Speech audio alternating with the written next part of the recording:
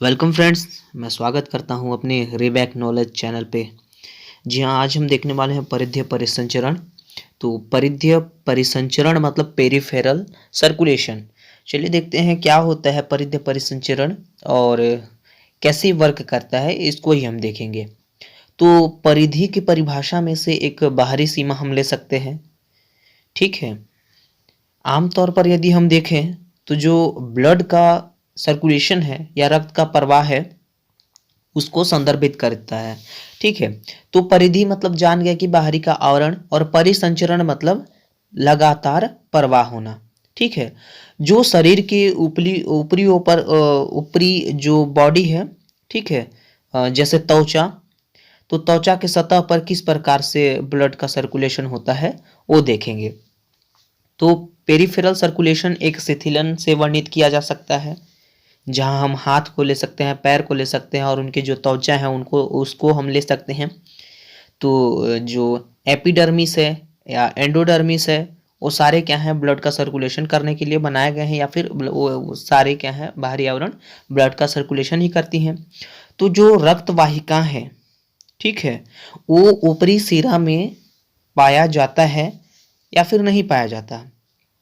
चूंकि रक्त वाहिका है ऊपरी सीमा पर पाई जाती है, तो परिधीय संचरण से डर्मिस और चरम सीमाओं तक रक्त का प्रवाह लगातार होता रहता है। उसका उत्पादन भी पेरिफेरल सर्कुलेशन ही करता है। यदि हम बात करें परिधीय दालों के रूप में जाना जाता है। अच्छा, यहाँ परिधीय दाल किसको बोलते हैं, तो जो हमारे बॉडी के जो बाहरी त्वचा है उसमें छोटे छोटे छिद्र पाए जाते हैं, जहाँ पर रोमा पाया जाता है। तो वहाँ पर उसको हम उस एरिया को परिधीय दाल बोल सकते हैं। एक पुष्टिकरण सेवा के रूप में होता है। ये स्वास्थ्य सेवा प्रदाताओं के लिए जाना जाता है और यहीं से हमारा जो अंदर का जो टेम्परेचर रहता है वो पसीना के रूप में बाहर आ जाता है, हमारे जो बॉडी है उनको संतुलित रखता है, ठीक है। उदाहरण के लिए यदि देखें तो कलाई पर महसूस की गई एक रेडियल पल्स या नाड़ी की उपस्थिति यह पुष्टि करता है कि हाथों में रक्त का प्रवाह है, ठीक है। तो कभी कभी क्या होता है, हमारा ब्लड का सर्कुलेशन हो रहा है या नहीं हो रहा, उनका हम कैसे पता करते हैं, तो नाड़ी के द्वारा हम पता करते हैं, ठीक है। यदि व्यक्ति स्वस्थ नहीं है, मतलब उसकी स्वास्थ्य में सुधार चाहिए, तो जो नाड़ी की गति है वो क्या करेगी, धीमी चलेगी, ठीक है। तो हमें पता चल जाएगा कि वो जो व्यक्ति है वो स्वस्थ नहीं है। और एक उदाहरण है, यदि रोगी का पैर टूट गया है और रोगी के चिकित्सा सुविधा में आने से पहले रैप्टलिंग हो जाती है, तो दवाएं सुनिश्चित करती है कि पैर में रक्त का प्रवाह कम हो रहा है।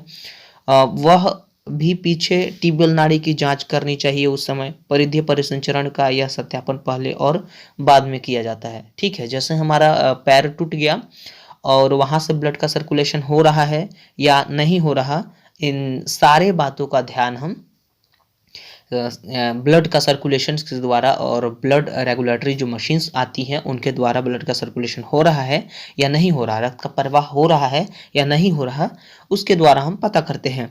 तो वो संकेत हमारे जो जैसे ब्लड का सर्कुलेशन नहीं हो रहा हमारे बॉडी में, तो जो हमारा जो बॉडी है एकदम ठंडा हो जाएगा, ठीक है। और यदि हमारा बॉडी के अंदर यदि ब्लड का सर्कुलेशन लगातार हो रहा, तो हमारा जो बॉडी टेम्परेचर है वो नियत ही रहेगा, ठीक है। इन सारे समस्या किस प्रकार से आते हैं, ये एक जैसे जैसे ये आगे बढ़ेंगे उनके कैरेक्टर भी हमें दिखाई देगा। अच्छा, एक जो वेरी इंपॉर्टेंट है, जो हम अभी पढ़ रहे हैं, ठीक है, पेरिफेरल सर्कुलेशन, उसमें केवल हमारे जो बॉडी लैंग्वेज में जो बॉडी में जो ब्लड का सर्कुलेशन हो रहा है, रक्त का प्रवाह हो रहा है, केवल बाह्य त्वचा में ही हम लोग नहीं देखेंगे।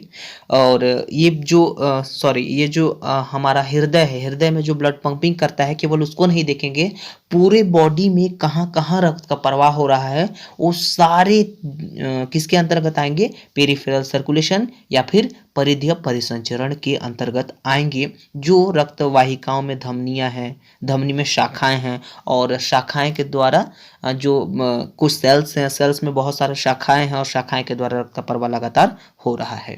जो हमारे बॉडी में जो नस है, नस के हर एक शाखा से बहुत सारे नसें निकली हुई हैं और जो क्या करती हैं ब्लड का सर्कुलेशन करने में हमारी हेल्प करता है, ठीक है? तो वो वही शाखा लगातार सेल्स के रूप में भी होंगे, नसों के रूप में भी होंगे और रक्त का जो परिसंचरण है वो लगातार होता रहेगा। तो आशा करता हूँ दोस्तों कि पेरिफेरल सर्कुलेशन अर्थात परिधीय संचरण आपको समझ में आया होगा। Thank you.